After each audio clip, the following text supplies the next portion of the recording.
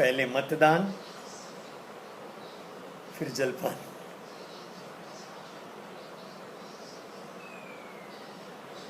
सैंतीस वर्षों बाद पहली बार मैंने उत्साह से वोट किया है। लगभग घंटा भर लाइन लगाकर, सुबह जल्दी जल्दी जाकर, और बिना अपने सीनियर सिटीजन होने का लाभ पाए, और धैर्यपूर्वक खड़ा रहा, थोड़ी देर बैठा भी, और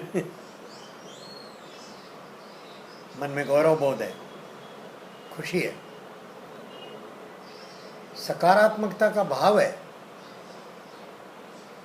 पिछले 5 वर्षों में ये भाव आम जन के मन में व्यापा है कि नहीं, कुछ हो सकता है, हम भी कुछ काम के हैं। 5 वर्ष पहले तक जीने का उत्साह तक नहीं आता था।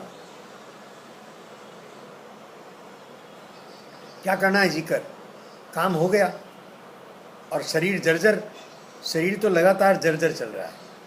लेकिन अद्भुत बात है कि साधक के किसी भी काम में बाधा नहीं बन रहा शरीर, बल्कि सारे शोध कार्य में मेरा ये शरीर की जो लाचारी है, जो व्यवस्था है, वो सहयोगी बनी है।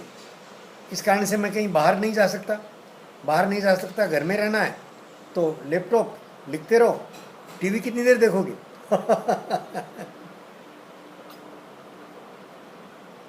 ये जो सकारात्मक भाव है, इसी भाव ने मुझसे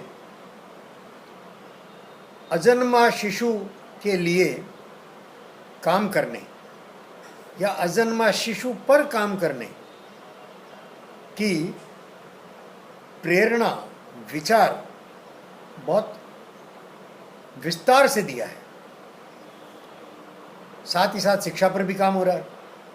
शिक्षा पर तो मैं पिछले लगभग 15-17 वर्ष से, जब से मैं इसे ब्यूरोक्रेटिक पॉलिटिकल सिस्टम को तोड़ने के लिए मैं प्रयत्न कर रहा था, तब से मेरे अंदर एलोपैथी के विरुद्ध या इस शिक्षा तंत्र के विरुद्ध पक रहा था।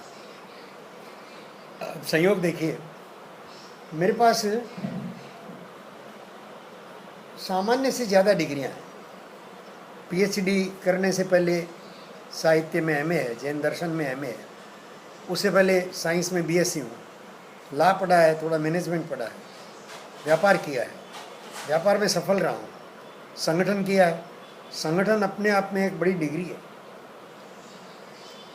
संघ का कार्यकर्ता होना। और इस संयोग से वनवासी कल्याण आश्रम, विश्व हिंदू परिषद, विद्या भारती, विद्यार्थी परिषद, बीजेपी, इन सब का सक्रिय कार्यकर्ता के नाते कार्य करना और बाकी संगठनों के साथ वैचारिक स्तर पर जुड़े रहना, ये अपने आप में डिग्री से बड़ा है।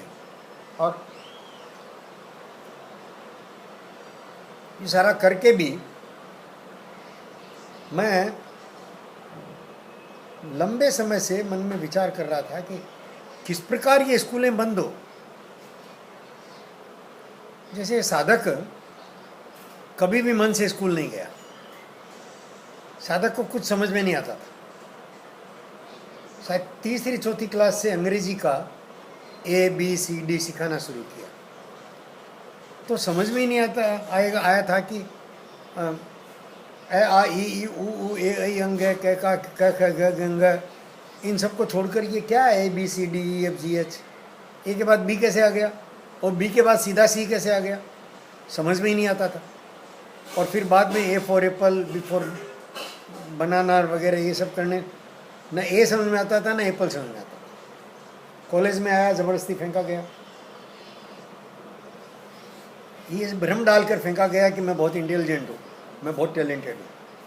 हमेशा मेरी रुचि एक्स्ट्रा करिकुलर एक्टिविटीज़ में तो रहती थी, दौड़ने में रहती थी, खेलने में रहती थी, भाषण देने में रहती थी, गीत गाने में लगती थी।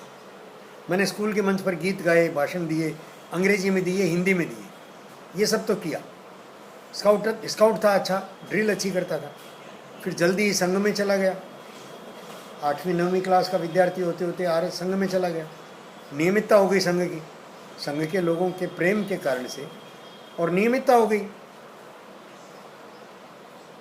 उस समय हमारी शाखा में जो वरिष्ठ लोग थे, विजयराज जी, और अभी भी जो मेरे अभिभावक हैं सच में, तो गट व्यवस्था गण व्यवस्था इतनी सघन थी कि हर समय जैसे साथ खड़े रहते थे।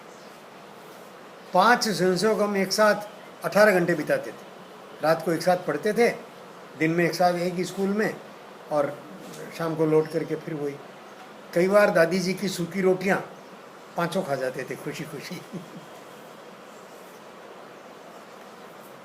लेकिन मैं, पेपर ठीक करके ले जा, फिर ठीक करके ले जा, रख दिया, नहीं तो इस तरह बेटा, इस तरह, नीचे वाला पेपर देख बेटा, इस तरह से तो मुझे दोबारा ठीक करना पड़ता है, और मुझे काम करते करते बीच में बोलना पड़ा, देखो मत किया करो ना, मैं तो करता ही हूं।